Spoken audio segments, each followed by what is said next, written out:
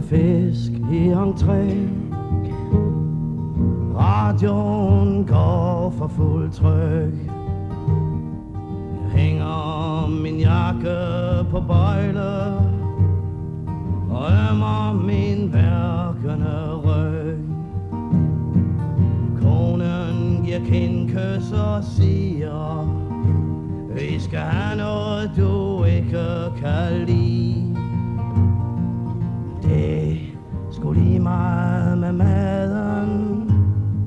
Hovedsagen er, man har fri.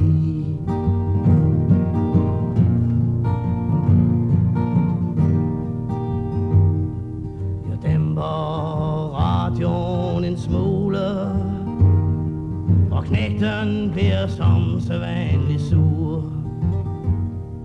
Mens tøsen er glad for at se mig, og den mindste skal have en hoppetur. Hele familien er samlet, og jeg står uden at have noget at give.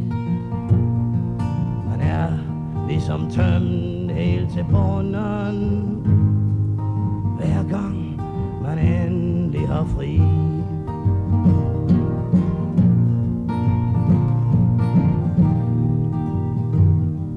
Jeg sætter mig hen med avisen og tænder mig en cigaret.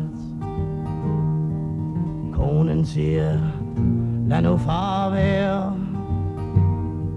I ved jo, han altid er træt.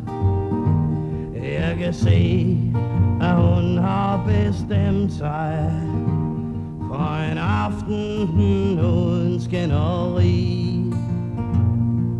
Det kunne være rart for en gang skyld at kunne hygge sig, mens man har fri.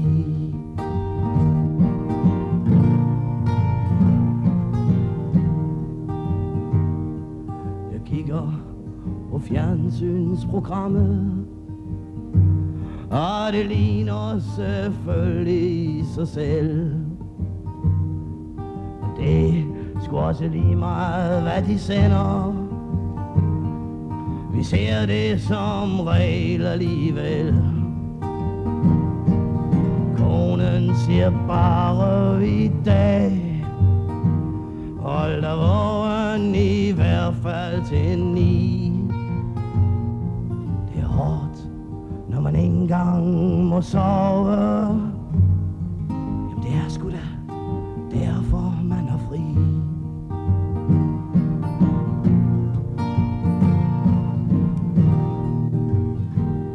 Vores lejlighed er for lille, men det koster jo penge at bo.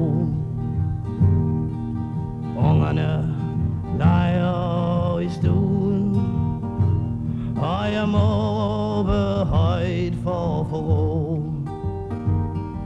Jeg lytter til radioavisen, den handler om økonomi. De snakker om nye indgreb. Det er svært at få lov at holde fri.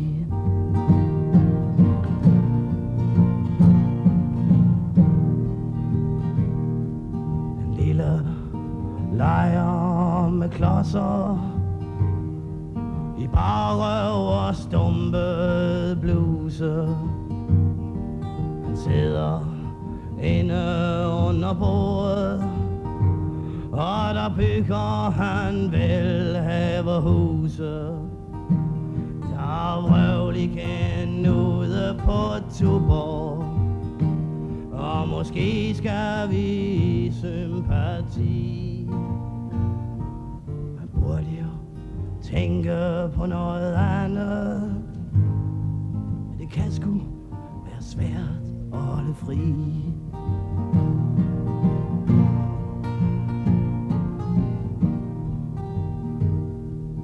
Maden er stille på bordet. De vil alle altid have, jeg skal tage først. Konen giver knægten kartofler og siger, de er til dig, for de er størst. Han har haft brev med fra skolen, og den er helt gal med hans energi. Hvad fanden vil de have, jeg skal gøre? Jeg kan ikke engang klare at holde fri.